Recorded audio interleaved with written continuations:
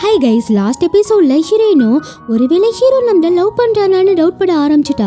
அப்ப கரெக்டா இவனும் ஃபோன் பண்ணி எங்க அம்மா சொன்ன விஷயத்தெல்லாம் மறந்துடுங்க சொல்ல, என்ன சொல்ற நீ, நான் எதை மறக்கணும் கேட்க, அட அதாங்க எங்க அம்மா எனக்காக ஒரு பிள்ளைய பார்க்க சொன்னாங்கல்ல, அதெல்லாம் எதுவும் தேவையில்லைன்னு இவனும் தயங்கிட்டே சொல்றான். ஆனா இவன் என்னன்னா அதை கொஞ்சம் கூட மதிக்கல. சரி சரி எனக்கு ஆஃபீஸ் கால் வருதுன்னு போனை கட் பண்ணிடுறா. இவனும் என்னை இவ பொருட்டா கூட நினைக்கலன்னு இருந்து நல்லாவே தெரியுதுன்னு ஃபீல் பண்ண. அடுத்த நாள் இவனும் எல்லாமே அப்படி சொதப்பிரிச்சுன்னு கடுப்புல ஆஃபீஸ்க்கு வர. அப்ப டியாப்லயும் வந்து டிக்கெட்டை காமிச்சு, நான் சனிக்கிழமை பிஸியா தான் இருப்பேன், ஆனா உனக்காக அன்னைக்கு நான் ஃப்ரீயா தான் இருப்பேன்னு இவ பாட்டி சொல்லிட்டு இருக்கு. ஏன் இப்படி காலங்காத்திலே உளறிட்டு கிடக்குன்னு கேட்க, சும்மா நடிக்காத, உங்க அம்மா ஒரு டிக்கெட் எனக்கு கொடுத்து உன்னையும் என்னை எக்ஸிபிஷனுக்கு போக சொன்னாங்க. இல்ல இல்ல அவங்க ஏதோ சும்மா சொல்லியிருப்பாங்க, எங்க என்கிட்ட கொடுன்னு வாங்க. நான் தரமாட்டேன்னு இவளும் ஓட, என்ன அம்மா கொடுத்தாங்களா, அவங்களுக்கு எப்படி கிடைச்சிருக்குன்னு டக்குன்னு பேக்கை செக் பண்ணி பார்க்க அதுல ஒரு டிக்கெட்டு தான் இருக்கு. மேஜன் ஏன் இப்படி தேவையில்லாத வேலையெல்லாம் பார்த்துட்டு கிடக்குன்னு அவங்க அம்மாவை திட்டிட்டு இருக்கான். அப்ப ஜிங்கு பையனையும் கூப்பிட்டு, டே ஜிங்கு எப்படியாச்சும் அவகிட்ட அந்த டிக்கெட்டை வாங்கித்தாடா, அதை ஹீரோன் கூட போறதுக்காக வச்சிருந்தேன், ஏதாச்சும் பண்ணுடா சொல்ல. அப்ப ஜிங்கு, மச்சி அவகிட்ட போறதும் குரங்கு கிட்ட போறதும் ஒண்ணுடா, இனிமே அது உனக்கு கிடைக்க வாய்ப்பு இல்லை ராஜான்னு சொல்ல. ஹீரோவும் ஆசையா இருந்திருப்பான் ஹீரோன் கூட போறதுக்காக. அவன் அப்செட் ஆகிறத பார்த்துட்டு இவனும், இப்பயாச்சும் ஹீரோயினை லவ் பண்றேன்னு ஒத்துக்கிறியா கேட்க, எனக்கு லவ் எல்லாம் தெரியல, ஆனா எனக்கு அவளை ரொம்ப பிடிக்கும் சொல்ல. சரி நான் கேட்கறதுக்கு பதில் சொல்லுன்னு வழக்கம் போலதான் பக்கத்துல வந்து ஹார்ட் பீட் அடிக்குதா, அவங்கள பார்க்கலன்னா கஷ்டமா இருக்கா, அவங்கள வேற கூட பார்க்கும்போது ஜெலஸா ஃபீல் பண்றியா கேட்க, இவனும் போதும் போதும் இதுக்கு மேல எதுவும் வேணாம் எனக்கு புரிஞ்சிருச்சுன்னு அடுத்த நாள் இவனும் இனிமே வெயிட் பண்ணக்கூடாதுன்னு அவகிட்ட கன்வென்ஸ் பண்ண செல்லக்குட்டியும் பார்த்து கிளம்ப. சேம் டைம்ல டியாப்லையும் ஹீரோக்காக வெயிட் பண்ணிட்டு இருக்கா. அப்ப ஜிங்கு வந்து நிக்க, யூஸ்லெஸ் நீ ஏண்டா வந்த, ஒன்னும் இல்லம்மா அவனுக்கு வேலை இருக்குன்னு அவன் என்ன அனுப்பி வச்சுட்டான் சொல்ல. இதுக்கு நான் தனியாவே இருந்திருப்பேன்னு அவளும் போய் செல்ஃபி எடுத்துட்டு கிடக்கா. அப்ப ஜிங்கும் பார்த்துட்டு, இதுக்கு நீ வீட்ல இருந்தே வளைச்சு செல்ஃபி எடுத்துருக்கலாமே, தயவுசெய்து கிளம்புறியா, திட்டிட போறேன். நான் உனக்கு ஆசைப்பட்டெல்லாம் வரல, அவனை கெஞ்சி கேட்டதால ஒத்துக்கிட்டேன், ஆனா நீ ரொம்ப ஓவரா தான் போயிட்டு கிடக்குன்னு கத்த. உனக்கு தெரியுமா காலைல இந்த மேக்கப் பண்ணிட்டு ஆசையா அவனுக்காக வந்து நிக்கிறேன், ஆனா அவன் என்னன்னா சிம்பிளா வரலன்னு ஒன்னு அனுப்பியிருக்கான். உனக்கே தெரியும்ல அவன் மனசுல யார் இருக்கான்னு. ஆமா தெரியும், ஆனா என்னால அவனை கிவ் அப் பண்ண முடியலன்னு அழுக. இப்ப எதுக்கு அழுகுற, ஏதோ நீ என்னாலதான் அழுகுறன்னு எல்லாம் நினைக்க போறாங்க. அட நிம்மதியா அழ கூட விட மாட்டான்னு இவளும் போக, பிள்ளை எதுவும் தப்பான முடிவுல எடுத்துறாதுன்னு அவளை பிடிக்கல பேகை பிடிச்சி கிழிச்சு விட்டுறான். ஏமா பார்க்க ரிச்சா தெரியுற, பேக் என்ன 10 ரூபாய்க்கு வாங்கினியா, அதான் குவாலிட்டி சரியாம பிஞ்சிருச்சுன்னு சொல்ல. என் பேகும் இப்ப போச்சான்னு இவனும் அழ ஆரம்பிக்க. சேம் டைம்ல ஃப்ரெண்டுக்காரையும் குடிச்சிட்டு ஒரு பையன் கூட வரா. அப்ப இவனும் பார்த்துட்டு, யாரா நீ கேட்க, மறுபடியும் அவன் நீ யாருன்னு கேட்க, ஏன்னா நான் வந்து அவளோட புருஷன்னு சொல்லிடுறான். இவளும் முறைச்சு பார்த்துட்டு இருக்கா. அப்ப ஒரு புள்ள வந்து அவன் கிட்ட ஒட்டிக்க, இவ டக்குன்னு அவன் என்னோட புருஷன்னு சொல்ல அந்த பிள்ளையும் ஓடிடுது. இவ்வளவுதாமா விஷயம், நான் ஃப்ரெண்டோட ஹஸ்பண்டுங்கிறதால நீ என்ன அவாய்ட் பண்றியா, எனக்கு தான் டைவர்ஸ் ஆயிருச்சுல, இல்லைன்னா உனக்கு என்ன பிடிக்கலையான்னு கேட்க, யார் சொன்னா எனக்கு உன்னை பிடிக்குன்னு சொல்லிடுறான். சேம் டைம்ல ஜிங்கு பையனும் டியா பிள்ளைய தரத்தரன்னு ஒரு பேக் கடை கிழிச்சிட்டு வந்து, ஏமா இந்த பிள்ளைக்கு ஒரு பேக் எடுமா சொல்ல. அந்த பொண்ணு ஒரு பேக் எடுத்து, இது ஜஸ்ட் 10,000 தான் சொல்ல. என்ன 10,000மா, இதை நீயே வச்சுக்கோமா சொல்லிட்டு இருக்க. அதை பார்த்து டியாவும் சிரிச்சிட்டு இருக்க. நீ என்ன என் கேர்ள் ஃப்ரெண்டா, உனக்கு போய் அவ்வளோ காசு போட்டு வாங்கி தருவாங்க, ஆனா இவங்க ஒன்று சேர்ந்தாலும் சூப்பரா இருக்கும்ல. அப்ப ஜிங்கு ஒரு பேக் எடுத்து, இந்த இதை பாருன்னு சொல்ல, பரவாயில்ல உன் டேஸ்ட்டும் நல்லா தான் இருக்குன்னு சொல்லிட்டு இருக்கான். அப்ப இவளும் அவனுக்காக ஒரு ஷர்ட் எடுக்க, அப்ப இவனும் அவளுக்காக ஒரு பேண்ட் எடுக்கிறேன்னு இது மாதிரி ரெண்டும் மாத்தி எடுக்க. அப்போ அங்கே வேலை பார்க்குறதுங்களாம் இது எல்லாத்தையுமா வாங்க போகிறீங்க கேட்க, அட் அ டைமில் ரெண்டும் ஆமாம் எல்லாத்தையும் பேக் பண்ணுங்கன்னு சொல்லுதுங்க. அப்போ பில் போடும்போது ஜிங்கு பையன் தான் போட போகிறான். ஆனால் அந்த டியா பில்லை பார்த்துட்டு, ஆல்ரெடி நான் மூட் அவுட்டில் இருக்கேன், என்னை இன்னும் நீ மூட் அவுட் ஆக்காத, எல்லாத்துக்கும் நான் தான் பே பண்ணுவேன்னு இவளே பே பண்ண. சரி எனக்கும் மிச்சம் நீயே பண்ணி தொலை சொல்ல. அப்போ ரெண்டும் எல்லாத்தையும் வாங்கிட்டு வெளியே வருதுங்க. அப்போ டியா பிள்ளையோட அம்மா ஃபோன் பண்ணி, என்னடி பண்ணி தொலைச்சா, இவ்வளோ பணம் செலவாயிருக்கு, எல்லாத்தையும் மூஞ்சிக்கு க்ரீம் வாங்கியே செலவு பண்ணிட்டியா, என்ன பண்ணியோ இது பண்ணுவியோ, பணத்தோட தான் நீ வீட்டுக்கு வரணும்னு கண்ணா பின்னான்னு திட்ட. இவளுக்கும் ஜிங்கு முன்னாடி ஒரே அசிங்கமா போயிடுது. ரெண்டும் அடுத்த செகண்டே கடைக்கு போய் எல்லாத்தையும் ரிட்டர்ன் பண்ணிட்டு இருக்குங்க. அப்ப ஜிங்கு டியாக்கு ஒரு பேக் பிடிச்சிருக்கும்ல, இது ரிட்டர்ன் பண்ண வேணான்னு எடுத்துக்க.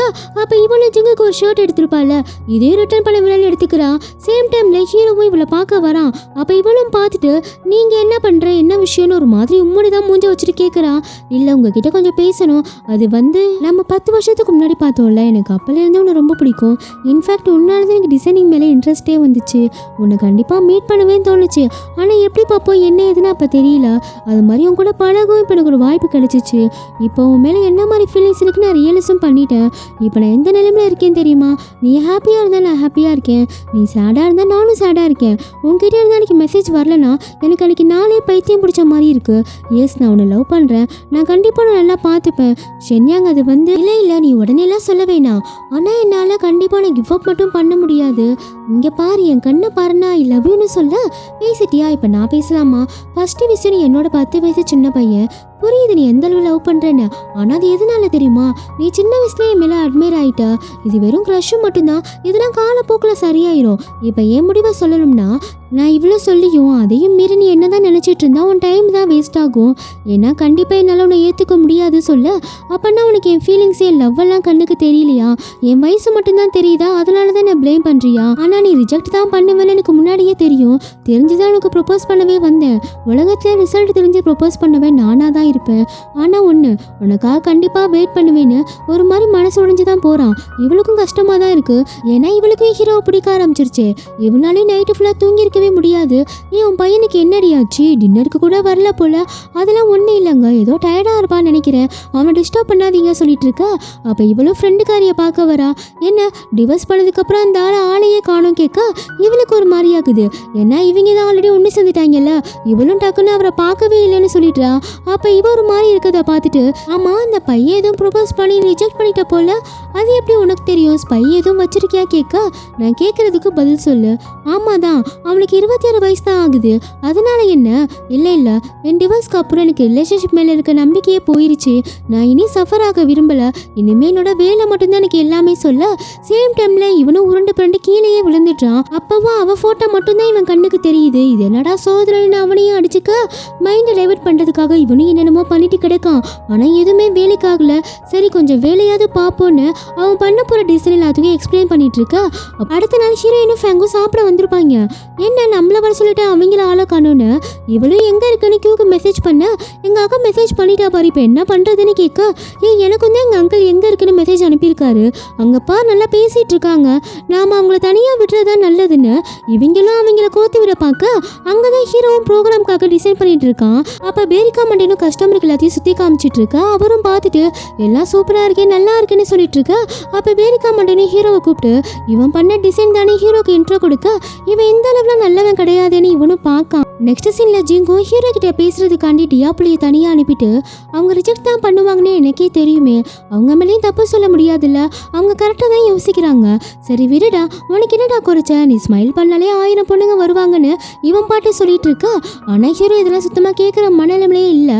அப்போ டியாப்புலியே வேகமாக ஓடி வந்து, நான் இப்போ யாரை பார்த்தேன்னு தெரியுமா சொல்ல, ஜிங்க போய்டும் யாரை சொல்லி தொலைன்னு கேட்க, ஹீரோனை தான் பார்த்தேன், அவங்க யாரோடத்தையும் கூட பேசிட்டு இருக்காங்க சொல்லிட்டு இருக்கா.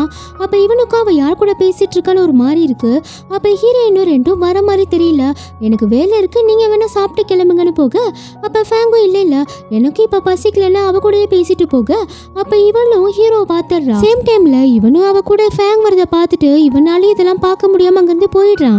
அப்போ ஹீரோயினும் வந்து இங்கே தானே நின்றுட்டு இருந்தா, எங்க அவனை காணும்னு அவனை தான் தேடுறான். அப்போ ஜிங்கும் வந்து உன்னை பார்க்க ரொம்ப டயர்டா இருக்க மாதிரி இருக்குடா, நீ வீட்டுக்கு போய் ரெஸ்ட் எடு நான் பார்த்துக்கிறேன்னு சொல்ல, இல்லை வீட்டுக்கு போனாலும் எனக்கு தூக்கம் வர மாட்டேது, அதுக்கு நான் இங்கே இருக்கேன்னு சொல்ல ஜிங்காலையும் புரிஞ்சுக்க முடியுது. சரி பார்த்துக்கோன்னு கிளம்ப. அப்போ நைட்டு ஹீரோயினும் குழந்தைங்களை வச்சு ஒரு ஆட் எடுத்துட்டு இருக்கா. அப்போ சடனாக மழை வரவும் பசங்களாம் அங்கிட்டு இங்கிட்டு ஓட, அப்போ ஆக்சிடென்ட்டாக லைட் செட்டிங் கீழே விழப்போகுது. அப்போ ஒரு குழந்தை வேற மாட்டிக்குது, அதை இவளும் பார்த்துடுறா.